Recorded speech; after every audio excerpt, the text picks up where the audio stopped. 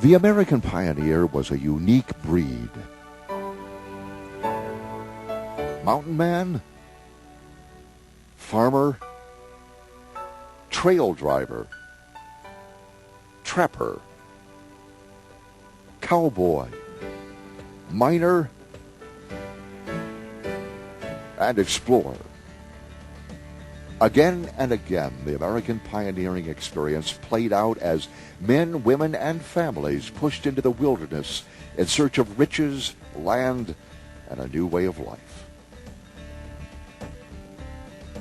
The pioneer defined American ideals and values.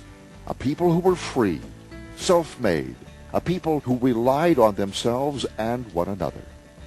A people who never gave up or yielded to danger. The largest group of American pioneers was the farmers. For 120 years, wave after wave of settlers left their old lives behind, moving beyond the edge of civilization. They cleared the forests, plowed the land, planted seeds, and grew crops. Hope was their greatest asset. Hope that land tended with hard work was the surest route to success and family security. The drive to tame the wilderness in the heartland of America was to shape the national character.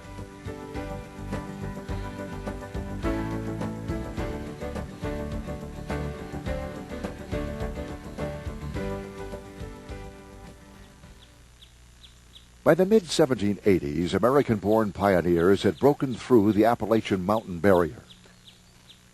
Men like Daniel Boone, George Rogers Clark, and Simon Kenton had helped establish permanent settlements in what was to become known as Kentucky.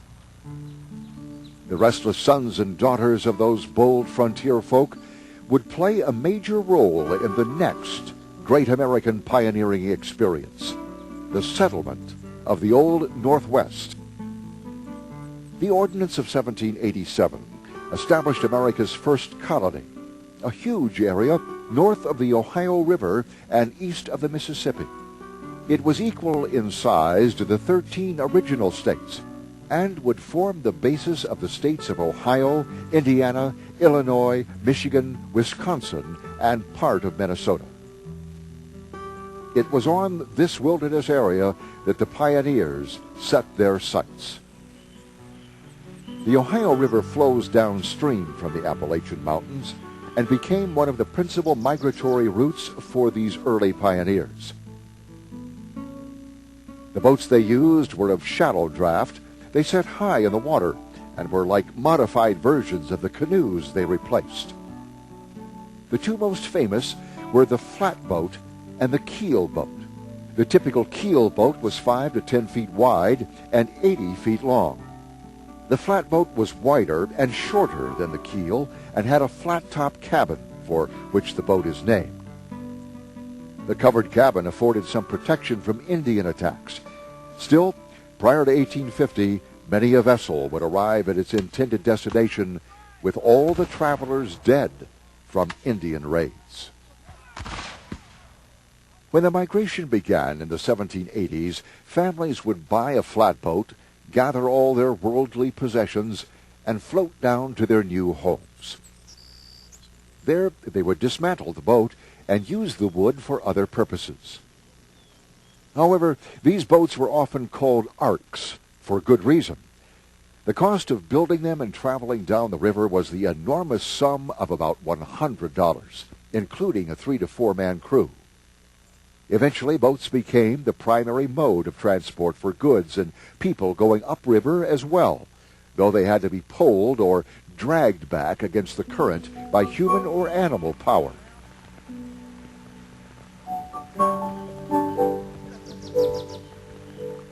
It was from these boats that many a settler would get their first view of the new, strange land. As down the Ohio's ever-ebbing tide, oarless and sailless silently they glide. How still the scene, how lifeless, yet how fair, was the lone land that met the strangers there. No smiling villages or curling smoke, The busy haunts of busy men bespoke. Nothing appeared but nature unsubdued, one endless, noiseless, woodland solitude. Settlements naturally sprang up along the Ohio River and its tributaries, and by the end of the early 1800s, 3,000 flatboats were descending the Ohio annually. The early 1800s were also the time of great canal building in the Old Northwest. A network of canals connecting burgeoning towns to the Great Lakes and the Ohio River was completed in the 1840s. Goods could now flow to the interior of the Old Northwest, and products from the region could reach the people of the eastern states by a route through the canals to the Ohio River, down the Mississippi, and up the eastern seaboard. Corn, wheat flour, hemp, tobacco, lard, bacon, whiskey, potatoes, cheese, beeswax, and cider all went this route to the eastern markets. Just as important to the settlers were the barrels of salt used to preserve their meat that could now reach them. In 1814, the Second War between the States and Britain ended, and with it the so-called Indian problem. Up until that time, Native American tribes, the Shawnee in particular, supported by the British, were a constant threat to the settlers. By 1815, the defeated tribes had been moved west either by force or by treaty. The stage was set for the Great Migration, and great it was. Between 1810 and 1830, over 1 million farmer settlers poured into the states of Ohio, Illinois, and Indiana. The Old Northwest was thought to be the promised land, and glorious, exaggerated accounts heralded its promise. There neither is, nor in the nature of things can there ever be, anything like poverty there. All is ease, tranquility, and comfort. Every person, however poor, may with moderate industry become in a very short time a landholder. His barns are filled with abundant harvests. His cattle multiply. And his children, active, vigorous, and enterprising, seem destined to sustain and extend the respectability of their parentage. Truly, may it be said of that fortunate and highly favored country, a paradise of pleasure is opened in the wild. The reality of it all was another matter. Geographically, the land of the Old Northwest is primarily rolling plains, swept over long ago by the leveling effects of glaciers. In the southern part, the soil was and is rich and organic, highly suitable for growing grain crops like corn, the staple crop of the early pioneers and the basis of the Midwest's riches today. Much of the land was heavily wooded and had a wealth of springs, streams, rivers, and lakes, another byproduct of the glaciers. Winters were moderate, and the summers hot and humid. Of the 1 million immigrants moving into the Old Northwest, many who came had purchased proper land deeds, but just as many were squatters, people or families who had no legal right through purchase or deed to the land that they settled. Many of the settlers had all the admirable characteristics of frontiersmen. They were bold, adventurous, and hardy, and glowing accounts of their character were published in many newspapers of the day. A more hardy, industrious, enlightened, enterprising, and worthy people does not exist than these same squatters. We have known among these squatters some of the best and purest men it has ever been our fortune to be acquainted with. For the new immigrants, selecting the right piece of land was the most important ingredient to success. His skilful eye roved o'er the ground, and soon the fittest section found, for taught from youth with skill to know where best each grain and seed would grow. His judgment soon discerned the soil most fitted to reward his toil. Settling the Old Northwest was primarily a north-south movement. Immigrants started from the Ohio River and went north, and much of the first land settled was wooded. Before any seed could be planted, hundreds of trees had to be removed. To accomplish this formidable task, the pioneers first girdled the trees, cut a ring through the tree's bark to effectively kill it.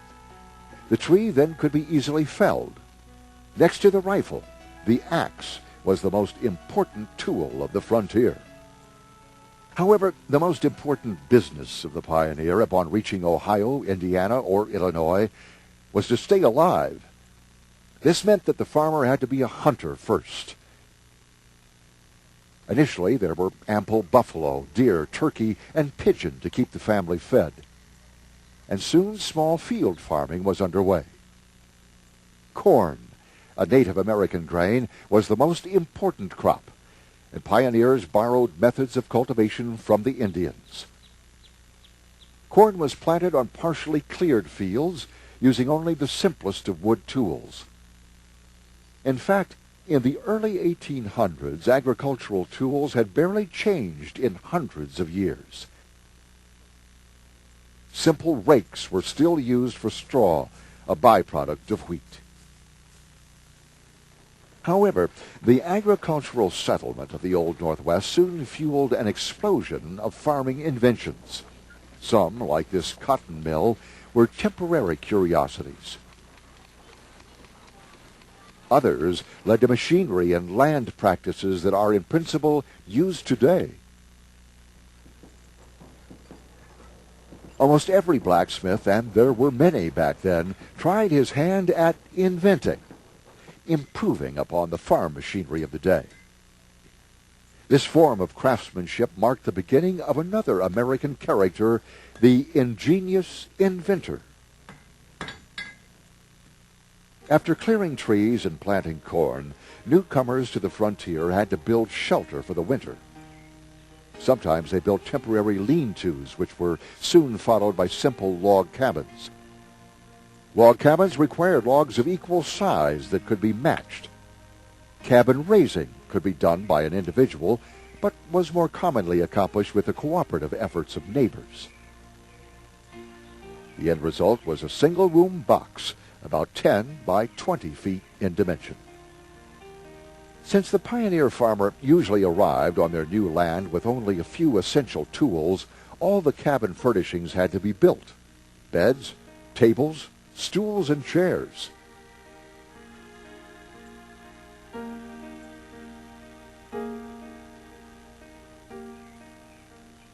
The part of the cabin devoted to the kitchen was the focal point of the dwelling. Feeding the family required pioneer women to plan a year in advance. Cooking and preserving food was a constant chore. As larger structures replaced the original log cabins, the kitchen, with its warm fireplace and ever the center of activity, remained the largest room in the home. Two other skills were essential to pioneer life: weaving and woodworking. Wood was the main resource available to pioneer farmers. Besides making rails for his fences, a man had to create dozens of items and devices for use around the home and farm: plow frames, carts, ox yokes, hay forks, benches, tool handles, rakes, and cradles for mowing hay, to name only a few. A skilled woodworker could also make looms. A bulky affair, a loom was one of the largest items in the home. Fabric patterns were simple, and a woman could produce yard after yard of durable, warm cloth, which often required shrinking and softening before wearing. The clothing output of frontier women was truly staggering. Women usually wore one-piece shoe-length dresses. The fabric was so durable that adult clothes were eventually cut down to make garments for the children. Prior to 1840, no one on the frontier wore underwear. After a few years of successful farming, the settlers began to construct outbuildings. They built a variety of barns, smokehouses, stables, and cellars. One of the biggest problems for the early pioneers was disease. It was said that during certain times of the year, 1/3 of the population was bedridden. Many people died. Although there were doctors, their cures were often worse than the diseases.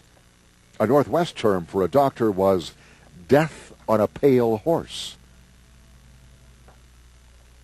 Nevertheless, settlement and growth continued.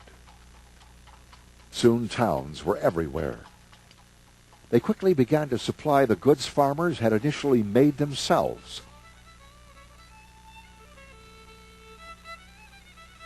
The material side of the pioneer's world may have been built on individualistic struggle, but its enduring quality came from the social fabric that held it together. Visiting was a regular and important activity. The men, women, and children played games, danced, and feasted together. They created political and social institutions. One activity that appealed to all was corn husking. On a chosen day, neighbors would assemble at a barn. Contests would ensue. Finding a red ear of corn meant the right to kiss or be kissed by the girl or boy of your choice. This might lead to courting and possibly marriage.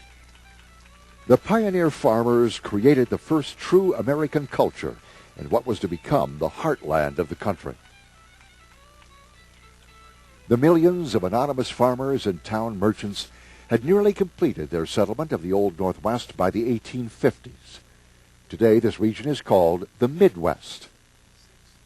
America now had its eyes set on lands farther west.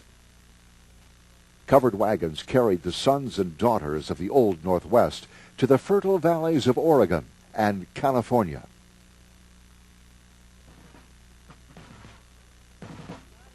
Then, in 1862, the Civil War temporarily brought the pioneering movement to a halt. The war between the northern and southern states was over slavery, and its cause can partially be traced back to the Ordinance of 1787, which established the Northwest Territory. Article 6 of the ordinance stated, "By law, every man or woman coming into this territory shall be a free man." For years, settlers from the southern states wanted to bring their black slaves with them into the Northwest Territory. And if the region had divided into slave states, the South may have won the war. Instead, the territory fought on the side of the Union to abolish slavery. When the war ended in 1865, Americans once again felt the pull of lands not yet plowed. For 70 years, pioneers had crossed the great American desert, a great treeless region that would eventually make up the states of Kansas, Oklahoma, Nebraska, and North and South Dakota. At one time, the Great Plains were covered with buffalo, and to a lesser extent, pronghorn antelope. But as the great herds of buffalo were eliminated by hunting, cattle ranchers moved their cows onto the Great Plains. It was grazing land free for the taking. However, cattlemen were few in the mid-1800s, and the growing American population wanted land. It was still the American dream to own land, and the federal government had plenty to offer in the Great Plains, one of the richest agriculture regions in the world, and America's last great frontier. However, the Great Plains presented serious difficulties for agricultural practices of the time. There was a lack of consistent water, and the thick root systems of the prairie plants were impenetrable to the wooden plows and even iron plows of the day. In 1862, the Homestead Bill became law. Any United States citizen, head of household, or person over the age of 21 was entitled to either 80 or 160 acres, depending on the location. Once the Civil War was over, the great land rush began. A flood of migrants poured onto the prairies during the 1870s and 1880s. They came by covered wagon and by train. Farmers now had plows made of steel, invented by John Deere in 1837. The shape of the new plow and the use of steel itself prevented the rich prairie soil from clinging to the plow bottom. It was known as the self-scouring plow. As Mr. Adams wrote from Nebraska in 1872, "1 year ago, this was a vast, houseless, uninhabited prairie, with no trace of civilization to frighten the timid antelope or turn the buffalo from his course. Today, I can see more than 30 dwellings from my dooryard, aside from those in the village." But life for the pioneer farmers could be arduous and painful. Many of the migrants, allured by the golden promise of the Homestead Act, were ill prepared for the realities of successful farming. Since there were few trees on the plains from which to construct cabins, settlers had to turn to the ground itself for shelter. In a few days, a dwelling could be dug out of the side of a hill. They were aptly called dugouts. Many Easterners had to sacrifice their ideals by living in what was essentially a hole in the ground. On the bright side, construction costs were less than $3. The next step for homesteaders was to construct sod houses. Sod bricks were cut from the ground and then piled one on top of another until the walls were erected. Cracks were filled with mud. A crude roof then followed, sometimes constructed from a sheeting of brush or tar paper covered by a thin layer of sod. With dirt floors, dirt walls, and dirt ceilings, the sod house was almost impossible to keep clean. And there was always the danger of collapse if the roof became waterlogged. However, sod houses were cool in the summer and warm in the winter. They could not be burned down or blown over by the intense prairie winds. Many homesteaders were women. Not only did they come with their families, but they also came by themselves, successfully creating farms and ranches. It was a solitary experience for the early homesteaders on the treeless, wind-swept prairies. Many wrote of their experiences. The days seemed very long with just Susie and the baby and I. There was nothing to read and no material to sew. When it began to get dark, we used to go and sit where we could see all around, and the little owls used to hoot so lonesome. And sometimes the coyotes would howl. There were no houses in sight, and it seemed like the end of the world.